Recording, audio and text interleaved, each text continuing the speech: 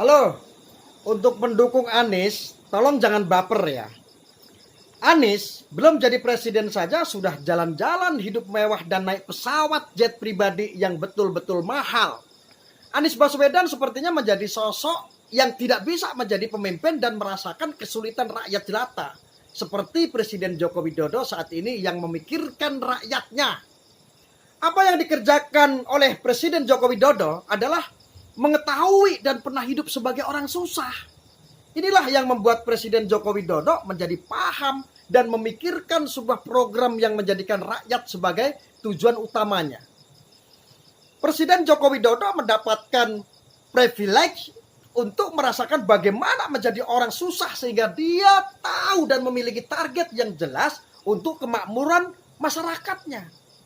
Berbeda dengan Prabowo, Fadlizon, Sandiaga Uno, Anies Baswedan, dan lain-lain. Mereka itu hidup serba berkecukupan dan bahkan banyak di antara mereka yang kuliah di luar negeri. Orang tuanya kaya dan mereka sudah dari keturunan ningrat lah ya. Justru rakyat jelata adalah musuh mereka.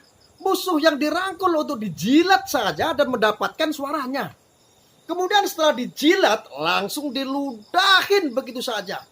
Buat saya ini adalah sebuah hal yang sangat amat terlihat kentara dari Presiden Joko Widodo dengan para pemimpin lainnya.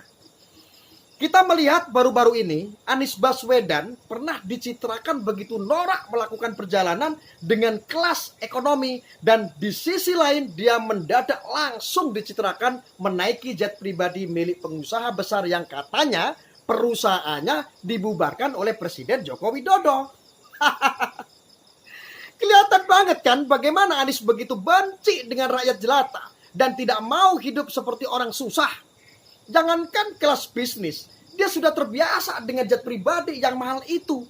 Karena jet pribadi selalu memikirkan kepentingan rakyat jelata hanya dijilat dan digoblok-goblokin lewat isu-isu agama dan radikalisme sehingga mereka tidak mau memilih Anies Baswedan karena seiman dan seagama. Ini adalah strategi busuk dari partai pengusung Anies Baswedan dan mengirimkan orang ini ke beberapa tempat yang merupakan kantong radikalisme. Saya beruntung tinggal di bagian timur ya, sehingga radikalisme dan terorisme itu sedikit sekali di tempat saya. Dan kita bisa melihat semakin Indonesia ke timur semakin plural dan toleran. Anies malah memilih untuk ke bagian barat Indonesia yang merupakan sarang dari teroris dan radikal. Sebenarnya strategi ini mudah sekali terbaca. Kita melihat bagaimana negara ini harus bebas dari tema-tema radikalisme dan terorisme. Anies Baswedan ini adalah keturunan orang kaya yang terbiasa hidup mewah di istana. Jadi jangan heran jika dia amit-amit menang, rakyat Indonesia akan dijilat basah-basahnya dan nantinya akan dibuang. Safari politik Anies Baswedan ini menunjukkan sebuah pemandangan yang begitu menjijikkan. Di satu sisi, orang ini menggunakan strategi-strategi kerakyatan yang mau mempertontonkan dirinya yang dekat dengan masyarakat. Akan tetapi, pada akhirnya terbongkar kemunafikannya. Karena ternyata dia begitu benci dengan gaya hidup sederhana. Orang ini begitu menikmati fasilitas dan gak mau jadi orang yang menikmati kelas ekonomi. Kelas ekonomi hanya dipakai untuk pencitraan busuk murahnya saja. Kita butuh sosok seperti Presiden Joko Widodo sebagai penerus generasi bangsa ini, sebagai Presiden Republik Indonesia ke-8.